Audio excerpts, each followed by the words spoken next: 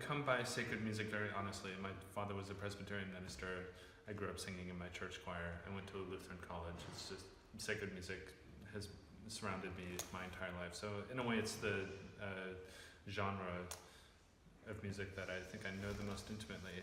But also, as Western musicians, our music is innately sacred and has certain Christian elements. Even it was the church through Gregorian chant that really established our harmonic language and the diatonic scale through development of the modes and whatnot. And then people like Palestrina, Monteverdi, Schütz, up to Bach, they really, one by one, took us further in terms of developing sort of a totality of a harmonic palette that is our palette as Western musicians. So in a way, it's impossible to escape sacred music, even with secular music, because we're still dealing in tropes and modes that were established by the church centuries ago. For me specifically, my job, I'm a church music director. That's what I'm doing when I'm not here at BCCO. And so every single week, week after week, I'm learning new psalms, new anthems, new setting of the Mass to perform every single Sunday. This is my first encounter with any setting of the Stabat Mater. Of course, I've heard several settings, but in terms of actually bringing one to life, performing it, conducting it, this is my first go at it. And it's been nice, especially for me, to get to know the text as well as the music. And one of the unique things about the Stabat Mater, there have been many texts throughout the Catholic tradition that deal with Christ and his divinity, and specifically the scene of the crucifixion. But this one distinctively focuses on Christ's relation with his mother, which brings about an incredibly human aspect of his life, and it's something that we all can relate to because we all have this relationship with our own mothers. And that just provides us with this huge gamut of emotion ranging from, this profound sadness that the piece starts off with his mother at the scene of the crucifixion, to moments where it highlights the profound love and admiration that the two had for each other, and the last movement, which just sort of glorifies his divinity. All these complexities of the relationship between Christ and his mother are just brought about in this music, which is just, it's full of expression, and the palette is just absolutely enormous. So when I first get a new piece of music that I haven't learned yet, like the Stabat Mater, before listening to any recordings, I sit down and I study the score. I sing through the lines in my head. I play through the accompaniment part. I play through the choral parts. Sometimes I'll play everything but the bass part and sing the bass part. All of these sort of exercises to get to know the score as intimately as possible. And then I consider the form of the piece, how it's constructed, where the high parts are, where the low parts are, so I can sort of calibrate how the sort of musical flow and pacing works. I consider things like articulation marking, interpretation, expression, things like that, before even really listening to a recording. And then once I feel like I've got a good idea of the score and have made some of my own decisions, then I'll sit down and I'll listen to as many recordings as I can find, just to get kind of a large palette of ideas for how to execute a piece of music like this.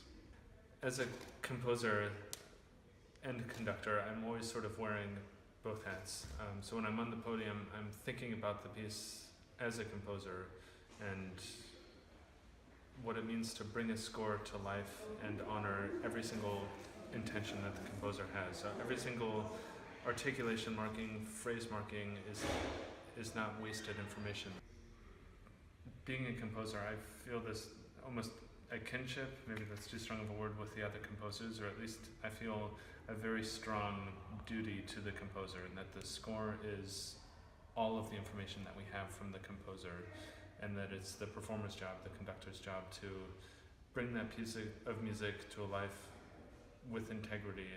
One thing that has stood out to me especially is the length of the first movement. It's so long, and the lines are just relentless, and they keep going and going and going. But there's never a single moment in the first movement when you're looking at your watch, wondering when are we going to move on to the next ideas. He's managed to create a scene that is so stark and at times so bare, but he pulls you through this intense moment for a really, really long time, which as a composer is an incredibly hard thing to do and requires such a high degree of skill to be able to pull something like that off. But also as a performer, to maintain focus and intensity in every single moment of that first movement is also immensely challenging. So it's been great to work on this, and I think it's going to be wonderful to put this together and figure out how we can engage with the audience and captivate them and hold their attention for the entire duration of the first movement. The other thing that really speaks to me about this piece is the third movement. There's something about the melody that first comes in and the basses, bum bum bum bum bum bum bum bum bum bum, and so on. It's such a wonderful and captivating melody. There's something about the way it repeats itself, and it happens in a group of three, and the third one is the most intense. In a way, it's one of the most relatable melodies in the entire piece, and it's certainly the one that, after a long rehearsal, it's the one that you're whistling as you walk to your car after rehearsal or performance. The fifth movement, in particular, is kind of a crazy difficult piece of it to conduct, not because it's loud and flamboyant and brassy percussion and all these things that sort of look like it might be hard to conduct. On the contrary, the whole entire fifth movement is soft and slow, and it's in this very, very slow 6/8. Bum, bum, bum, bum, bum, bum. And to show through your gestures these very, very, very long phrases while still giving people enough information as to where the beat is.